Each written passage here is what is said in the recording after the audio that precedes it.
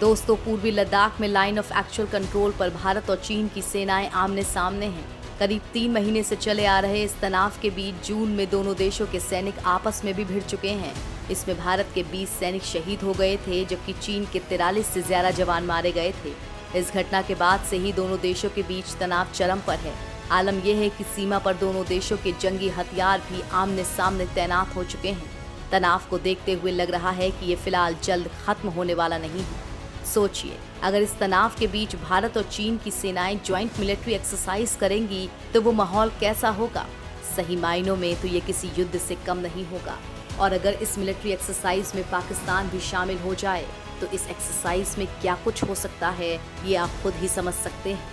अगर सब कुछ ठीक रहा तो अगले महीने ये मुमकिन भी हो सकता है।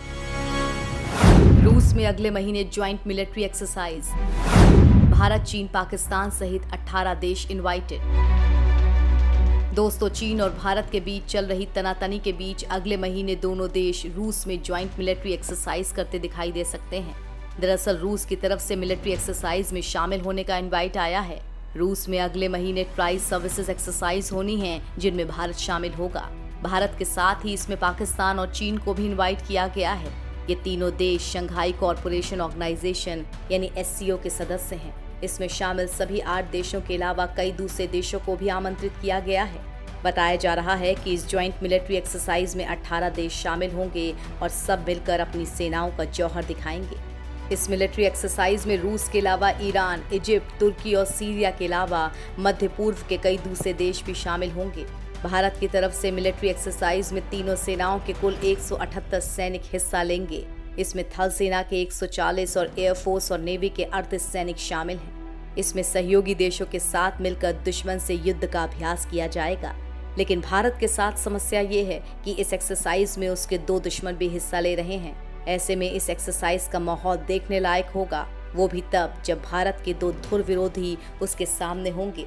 16 सितंबर से 26 सितंबर तक रूस के अस्त्राखान में इस मिलिट्री एक्सरसाइज को किया जाना है। पहले भी हो चुकी है इस तरह की एक्सरसाइज।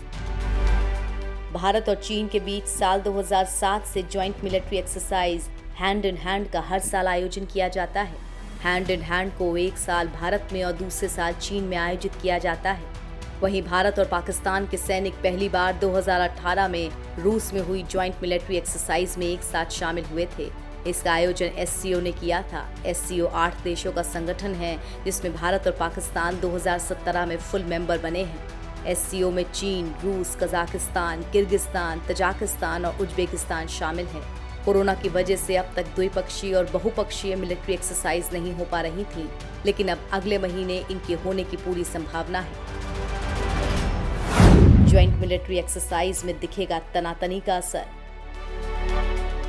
भारत और चीन के बीच 3500 किलोमीटर लंबी नियंत्रण रेखा पर मई से ही तनाव बना हुआ है।